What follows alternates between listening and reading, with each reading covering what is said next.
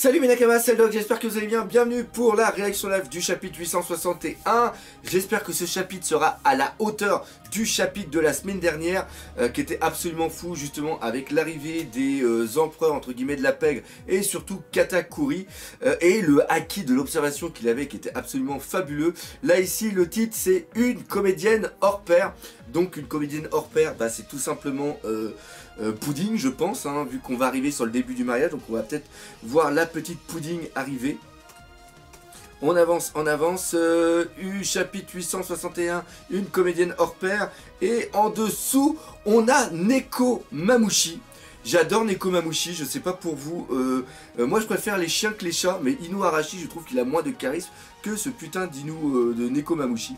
Et là, il y a plein de petits chatons avec. C'est vraiment classe, c'est vraiment classe. Je sais pas si les petits chatons ils représentent quelque chose. Il y en a un qui a une sorte de ceinture comme Zoro il avait avant. Il y en a un autre qui a des lunettes aussi. Ça rappelle un petit peu les lunettes aussi qu'avait Zoro quand il était sur Skypiea.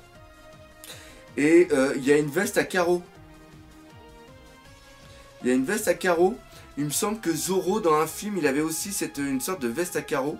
Après, il y a des lunettes de soleil. Je sais pas s'il y a pas, il y en a pas qui a une cicatrice. Non, il y en a pas qui a une cicatrice. Il y en a un qui a l'air d'avoir celui-là avec un œil noir. C'est peut-être enfin, je sais pas. Je sais pas s'il y a un petit truc là-dessus. Requête de couverture de Noda Skywalker. Dosaka City, putain, Noda Skywalker, ça doit faire au moins la 3e fois qu'il demande à Ichiroda de faire une couverture. Il doit être à pote avec lui parce que pour qu'il y en ait autant, c'est fou. Neko Mamouchi qui se détend sur un kotatsu entouré de chats et notes du traducteur, table futon chauffante typiquement japonaise. Donc ça doit être ça, un kotatsu. Donc ça c'était pour la première 2 pages. Et là on commence. Qu'y a-t-il donc au sommet de l'escalier fait de confiserie? Donc là on voit que l'escalier est en train de fondre. Et qu'il y a tout en bas des gamins qui sont en train de manger l'escalier. Sûrement. Ouais, comme il avait dit justement Perospero. Donc voilà. Toit du Wall Cake Château. Ah oui, on voit qu'il y a... Ok, d'accord, donc là on voit le toit de loin avec tous les trucs. Donc là ça doit être là où il y a la cérémonie. Merde alors, que fais-tu Vito? Boss, je viens de voir un truc complètement dément. Le président du World Economic Times est en train de discuter avec le chat du Garma Lelo. Donc, est-ce que c'est lui qui est là-haut? Vito, ça doit être Vito qui est là-haut. Ça doit plus être, comment il s'appelle, Katakuri. Ok. Il n'y a rien de dément là-dedans. Ok, donc c'est logique, c'est parce qu'ils doivent se connaître, comme on l'a vu la semaine dernière. C'est logique qu'ils communiquent. Ils sont dotés de bouche et d'oreilles. C'est pour ça, non? C'est fait pour ça, non? Putain, il est complètement con, ce Capone. Ils sont dotés de bouche et d'oreilles. C'est fait pour ça, non? Enfin, ce que je veux dire, c'est que cette petite partie est vraiment quelque chose. Ah ouais, bah de toute façon, plus lui, il adore les histoires du Garma Double Six, donc il est au courant par rapport au... par rapport que c'est justement Morgan qui est le président du World Economic Times. Il y a du joli monde ici, comme Perospero, le ministre Candy, le fils aîné de Mama. Donc oui, ça j'ai oublié de le dire la dernière fois, mais lui c'est le fils aîné et justement Katakuri c'est le 2e fils. Mais c'est pas parce qu'un fils est plus vieux que l'autre que obligatoirement il est plus puissant.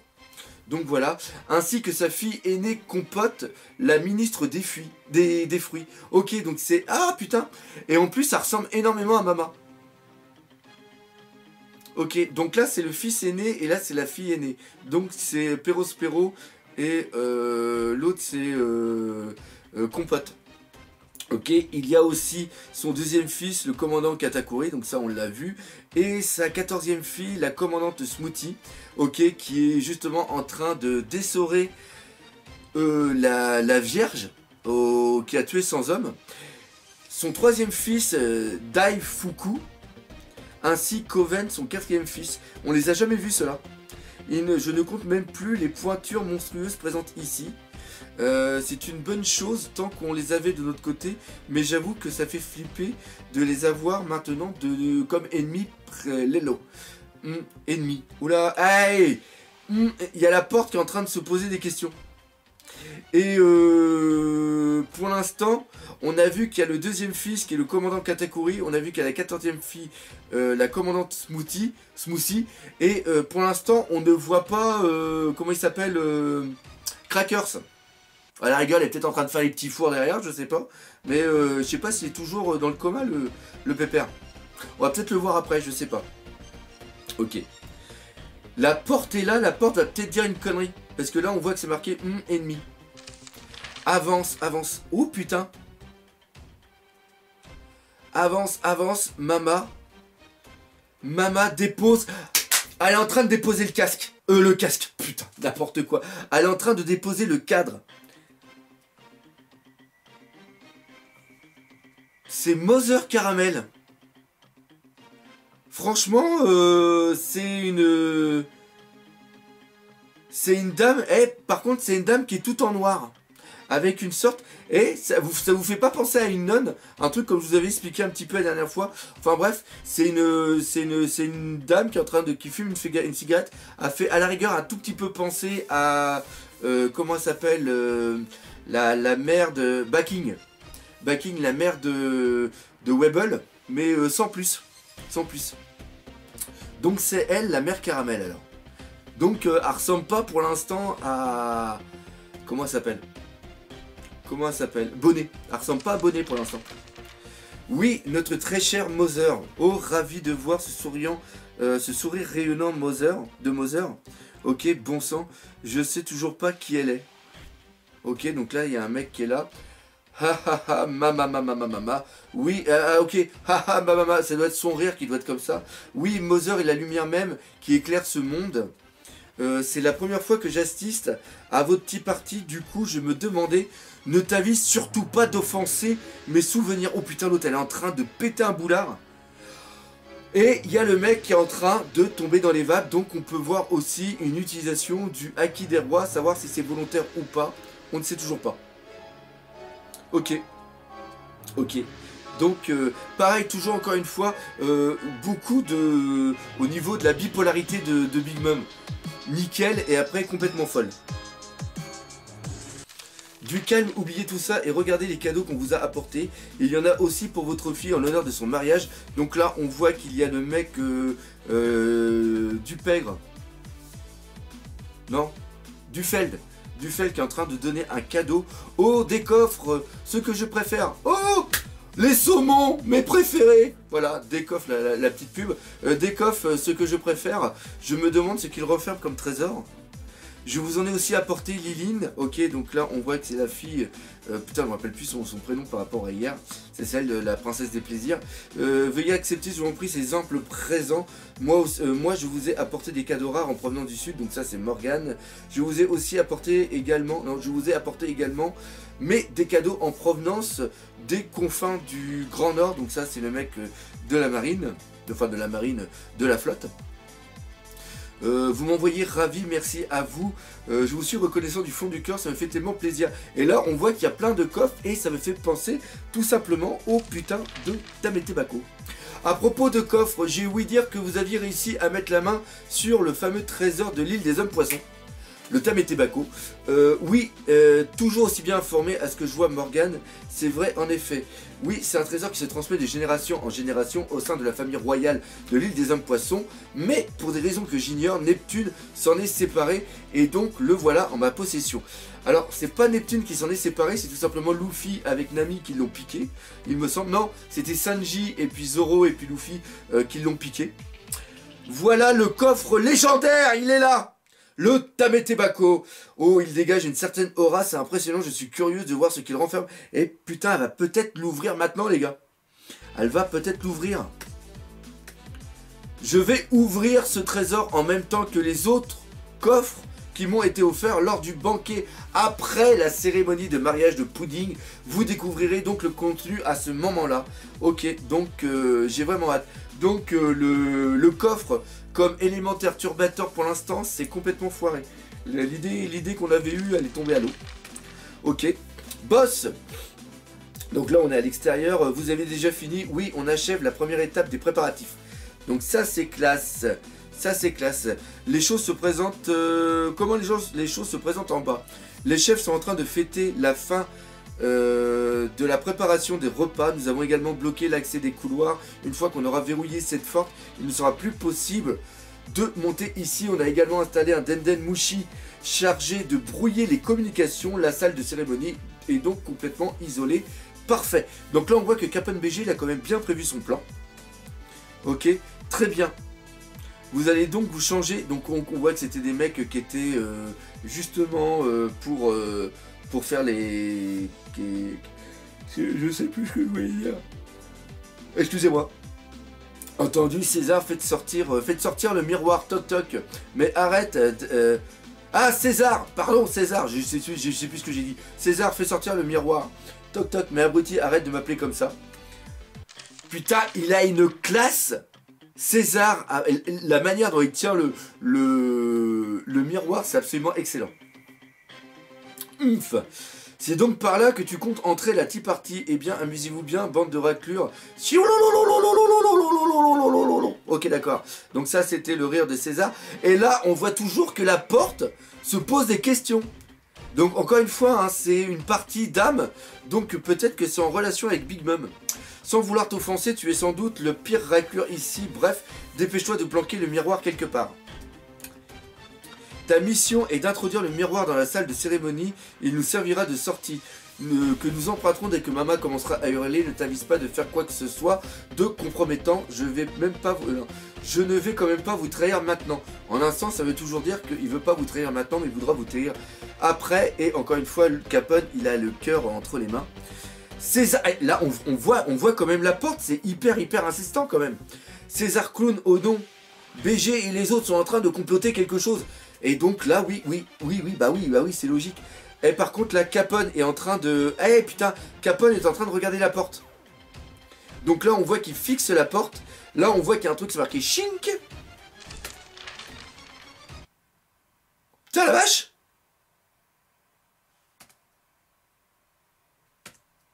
Qu'est-ce que c'est que ce délire? J'ai retaillé un peu. Je l'ai retaillé un peu. Ceux qui ne savent pas, se taire font couler des bateaux. Superbe phrase. Donc là, on voit que le mec, il a réussi à couper... putain, je me rappelle, Guito, ou Gilto, je sais plus comment il s'appelle, le mec à la Gatling. Il a réussi à couper la porte. On voit aussi qu'il y a une sorte de liquide qui est sur la lame. Et on voit qu'il y a aussi un liquide qui a été coupé. Et on voit aussi qu'il a fait comme un melon. Comme un melon. Tu sais, quand t'enlèves l'intérieur du melon, là, bah il a fait pareil. Il n'a pas fait une ouverture dans la porte. Il a coupé... Putain, ça voudrait dire que l'âme de la porte est au niveau du visage. Putain, c'est dingue. Putain, il était quand même loin. Hein. Le mec, il est super rapide. Hein. Le mec est super rapide. Et même s'il a une Gatling, il sait se servir d'une arme. Pas mal. On a environ 30 minutes avant le début de la cérémonie. Les chapeaux de paille sont prêts. Regarde toi-même, ils sont dans ton corps après tout, non? Oi, abruti. Putain. Putain, ils sont en train de pioncer. Il y a Jimbe qui est encore là. Et il y a même Carotte qui est en train de pioncer. Avec le petit chapeau à côté. Ok. Qu'est-ce que vous foutez à pioncer comme ça? Et les préparatifs alors? Laisse-les se reposer. Ils ont à peine eu la chance de se reposer depuis qu'ils sont arrivés ici. Je les réveillerai 10 minutes avant le début.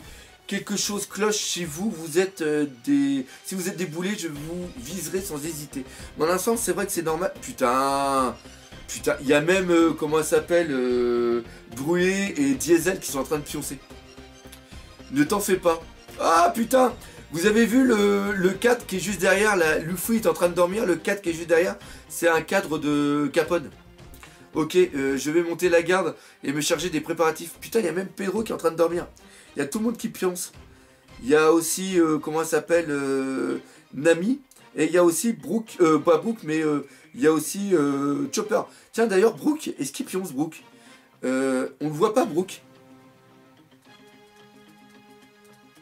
On ne le voit pas.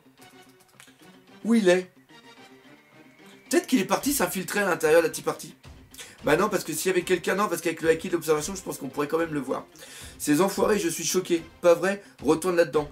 Je vais moi-même entrer dans la salle. À présent, tenez-vous prêts. Dès que j'aurai mis le pied à l'intérieur, on ne pourra plus reculer. Donc là, on y va. Et après, j'ai vu qu'on était dans la salle de... la salle, 9e étage, salle des futurs mariés. Je n'avais aucune intention de me marier en arrivant ici, mais que je sois assis ici à côté de toi, c'est si étrange, j'ai l'impression de rêver. Putain, la comédienne, la vraie saloperie. Et ce rêve, est-il un bon rêve ou un cauchemar? Putain, en plus avec les yeux, avec les larmes. Ah putain, si mignonne, putain, la tête de Sanji. Putain, la tête de Sanji, elle est excellente, la tête de Sanji. Putain, ce rêve est-il un bon rêve ou un cauchemar? Mais putain, déjà, elle dit cauchemar. Déjà, il y a une petite notion ici. Putain. Si c'est bon, évidemment, vraiment, tant mieux. Reprends-toi, Sanji, elle joue la comédie. Elle va vraiment tenter de te tuer. Attends, peut-être que ce que j'ai vu n'est qu'un rêve, mais il est trop con. Il est trop con, il est trop con, il est trop con. Non, non, non, non, non, ne te laisse pas avoir. Fais confiance à ta propre mémoire. Ah ouais, putain, c'est vrai. Ben non, elle peut pas lui avoir joué les rêves, parce que si elle joue les rêves, ça se voit. Ok, Sanji, qu'est-ce qui va pas? Rien, putain, mais c'est n'importe quoi. C'est n'importe quoi. Oh, la gueule qu'il lui a fait. Notre grand baiser, eh bien, si tu veux pas le faire en face de tout le monde, je peux t'embrasser sur le front ou ailleurs, tu sais. Putain, embrasse-moi sur la bouche, idiot. Nous allons être mari et femme, n'est-ce pas? Putain, la gueule qu'il a, c'est n'importe quoi. N'importe quoi. Tiens, il est trop con. Crash.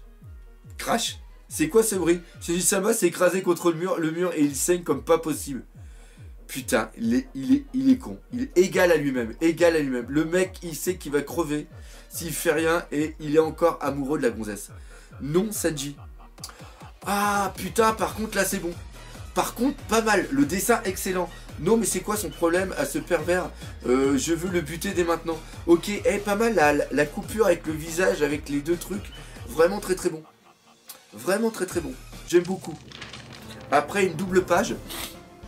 Donc double page, on est justement ici. Donc là on voit qu'il y a une ancienne sœur, là, celle avec les tiges sur la tête. On voit qu'il y a le frère, on voit qu'il y a Yunji, on voit qu'il y a encore la sœur qui se pose des questions. On voit les trois frères, donc on voit les trois frères, enfin les trois frères, les deux frères et la sœur. On voit qu'il y a justement le croque-mort qui est en train de donner à bouffer. Il fait même voir quelque chose. L'autre, je me rappelle plus si on l'avait déjà vu, le sort de Minx là qui ressemble un petit peu à un chevalier. Ok, donc là on voit que les autres qui sont en train de faire la trompette. On voit qu'il y a tout le monde qui est au niveau de la salle. Il y a l'autre qui faisait le cadeau aussi, qui est juste derrière avec l'horloge. On voit qu'il y a les coffres qui sont juste derrière. On voit la table. On voit qu'il y a le Prométhée et Zeus. Est-ce qu'il y a un autre Pandaman? Ah putain!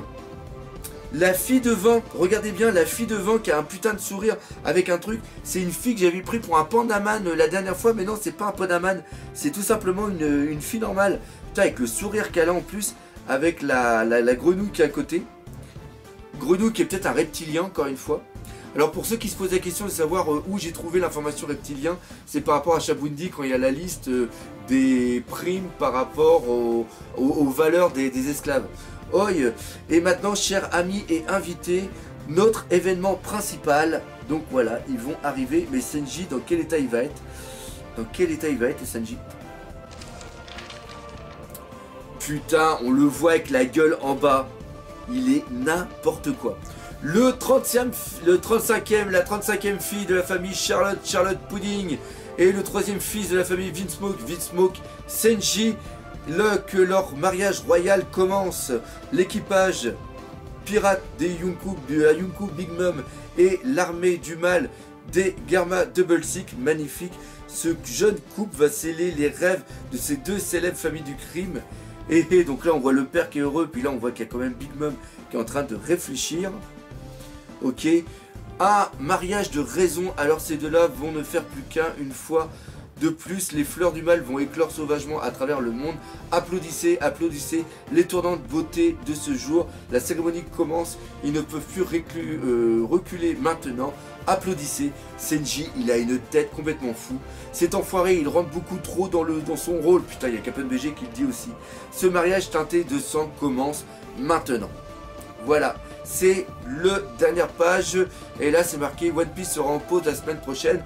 Je pense qu'il est en pause parce que ça sera la Weekly Jump. Ou je sais pas si... non, ça sera la... Je sais pas si c'est les vacances ou pas. Je sais pas. Et ou si c'est une pause d'Ishiroda, je ne sais pas. Un petit chapitre de transition tout simplement, un petit chapitre sympa. Donc comme d'habitude on se donne rendez-vous demain pour la critique analyse.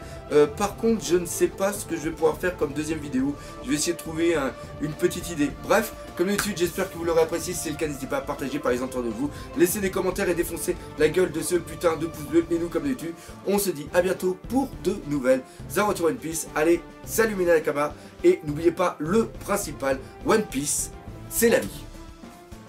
Il était sympa ce chapitre.